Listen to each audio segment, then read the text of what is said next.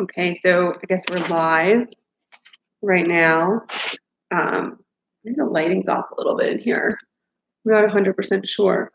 So basically, I'm just going to talk about what gadolinium does to your body when you get an MRI. Everyone seems to have different symptoms depending on how many MRIs they get with gadolinium. But basically, the gadolinium acts as a blocker of the signal for calcium. So calcium in our cells actually regulates all of the functions in the cell. And what happens when people get injected with gadolinium and it doesn't leave their body in a timely manner, the gadolinium starts to wreak havoc on all of our mitochondria. So what exactly does that mean? What is this mitochondria stuff? Okay, well, over the last couple of years, there have been a lot of studies that have come out that we actually get most of our chronic diseases from the inability of our mitochondria to make energy efficiently. Instead of the idea that, oh, your DNA has a mutation and therefore you get cancer. So it doesn't really work that way, because what science has discovered is that once the mitochondria become inefficient and they have what's called an increase of the heteroplasmy rate, which is the rate of, what do you want to call it? It's like the rate of when you have good mitochondria and bad mitochondria, and once the cell gets more bad than good, then you start to get this issue with disease.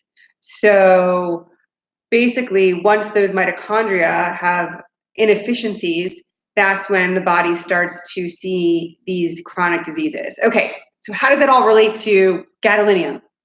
Okay, so many of you are looking into this because you got an injection and you have horrible pain, and it's in certain, not everyone has the pain in certain areas, it's in different areas. So what does that mean? Okay, well, it means that you're having severe mitochondrial failure in those parts of your body. And so, for example, when people are getting this horrible, like 2 days later, they're having pains in their back, they're having pains in their legs, et cetera, et cetera. Those are your nerve endings, and they're basically misfiring because they're getting the wrong signals because the gadolinium is taking over the signaling. Okay, so that's kind of what is happening. Now, some people don't get any symptoms, and maybe they'll come out with symptoms later, depending on how well their mitochondria is from the get-go. So a lot of people that they get their first MRI and then all of a sudden they come down with these horrible symptoms, it probably actually meant that your mitochondria wasn't functioning that well in the first place. Not to say that no one should be injected with this stuff, but there's years and years and years where these people have been injected and things don't happen to some people and things happen to other people.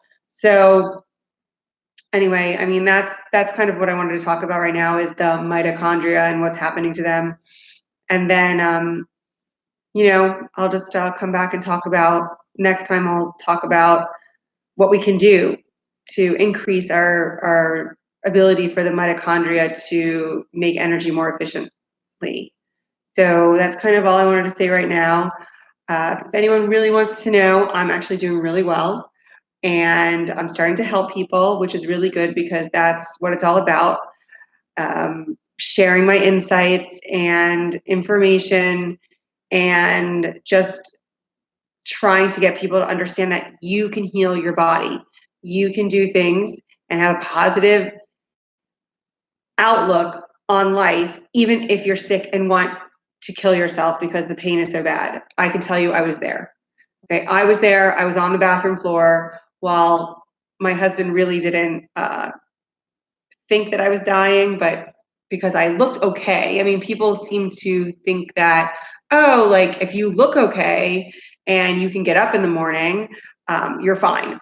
But I was in so much pain that I was on the bathroom floor every night crying my eyes out because nothing would help with the pain in the beginning, or the brain fog, or any of the other horrible heart palpitations, forgetfulness, inability to speak, inability to think, inability to make any decisions.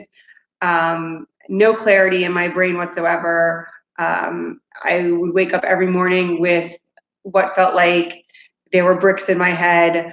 And so all of these things start coming at you, and you really think that you just want to call it a day, but you still have to, be a mother or a father or go to work or, be there for your kids and make dinner because you look normal, but you can't, you're like dragging around because you can't even see straight because there's literally like a fog that is over your eyes and you're like trying to get the fog to go away and you're like, why is it foggy? Like, is it really foggy or am I just seeing like everything in like a hue of like white haze? I mean, it's very disheartening and concerning because in reality, if you think about all the symptoms that people have and you know what, I had it bad, but I got better, but there are people that are so much worse with more debilitating things than I had, and I really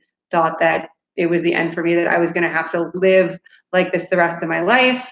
I'm happy to say that people can overcome it, but they do have to change their lifestyle. So I'm going to talk about changing your lifestyle in the next episode, which could be in a couple days whenever I feel like it. I just wanted to kind of share those things with you, and I hope that whatever you're going through, you stay positive, and that you can research anything on the internet nowadays, and you have to look really hard at the evidence and the science behind anything that someone tells you. Don't listen to people and just take everything they say and think that that's the gospel, because things change all the time.